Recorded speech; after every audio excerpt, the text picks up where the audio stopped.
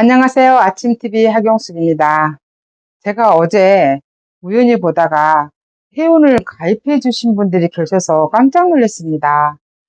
그래서 제가 오늘은 회원에 가입해 주신 분들, 후원해 주신 분들, 댓글을 달아주시고 구독과 좋아요를 눌러주시는 분들께 너무너무 감사한 마음이 있어서 일요일이지만 녹화를 하게 되었습니다. 제가 어제 임종석의 통일하지 말자, 두 개의 국가로 가자, 이 부분에 대해서 말씀드렸고, 오늘은 2탄을 말씀드려야 되는데, 오늘 2탄을 하지 않고 대신 소개해 드릴 분이 있습니다. 김윤규 선생입니다. 김윤규 선생은 1936년생입니다. 1951년 서울중학교 2학년 15살 때 일사후퇴 때 후퇴하는 북한군에 의해서 납북이 됩니다. 북한에 가서 금강정치학원 중앙당학교를 졸업하고 김일성대학교 철학과를 입학하게 됩니다.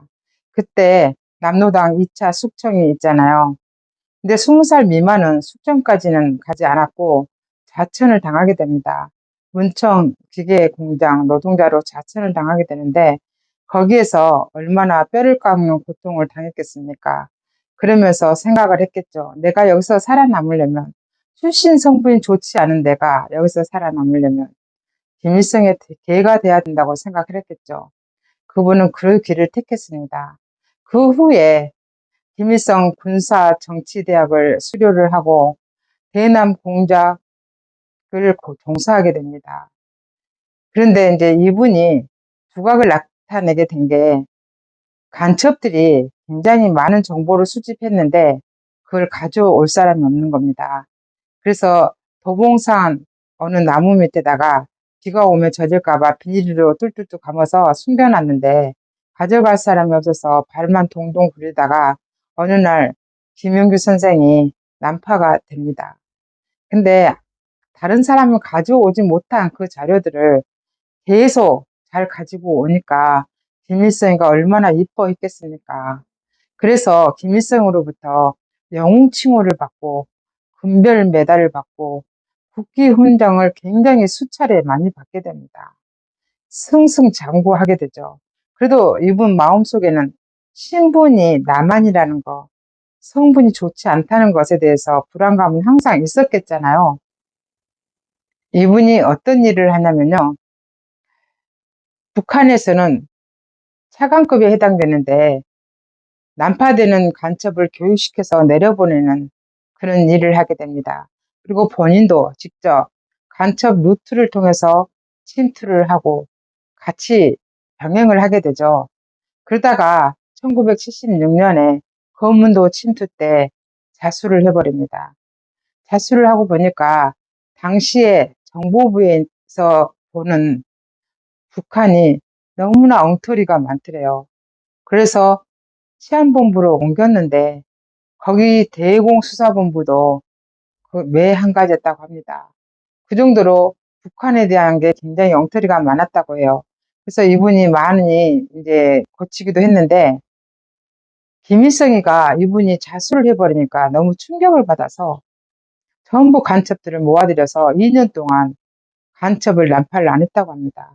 대신 정신무장을 위해서 훈련을 시켰다고 합니다. 그 일을 김일성이가 하고 하다가 강주 사태가 일어나잖아요. 저는 김윤규 선생이 강주 사태에 대해서 그리고 그때 2012년이었으니까 당시에 민주당에서 어떤 사람들이 주목을 받아야 되는지 어떤 사람이 노동당의 상위 직급인지 말씀을 해주셨습니다. 그래서 제가 5.18까지는 말씀드릴 수 있지만 5.18 강주 사태를 민주화 운동이라고 부르지 못하겠습니다. 제가 너무 많은 사실을 알고 있기 때문입니다. 근데 김윤규 선생이 2012년에 대전에서 뵀을 때 폐암으로 투병 중이셨거든요. 요양원에 계셨어요. 거기서도 만나고 다른 지역에서도 여러 번 많이 뵀습니다. 그래서 제가 많이 듣게 되었죠. 이 김윤규 선생이 머리가 굉장히 좋았기 때문에 김일성 비밀교실이란 게 있었는데 이 책을 한국에서는 내지 못하고 필명인 김동혁이라는 이름으로 일본에서 김일성 비밀교시라는 책을 출간을 하게 됩니다. 근데 유고집에 그 비밀교시나 김정일의 훈시가 들어가 있고 국보법 장례위원회 명단이 들어가 있고 북한의 창립 60주년인가 그때 참석했던 종교조 명단들이 들어가 있습니다. 그래서 그 내용들을 제가 말씀을 드려야 되나 말아야 되나 고민을 많이 하고 있었는데 제가 일단 회원들이 보실 수 있는 그쪽에다 올려놓겠습니다. 그리고 회원분들의 좀 생각을 들어보고 차차 결정을 하겠는데요. 세계적으로 공산주의, 막시즘은 망했습니다. 근데 유일하게 성공한 나라가 대한민국입니다.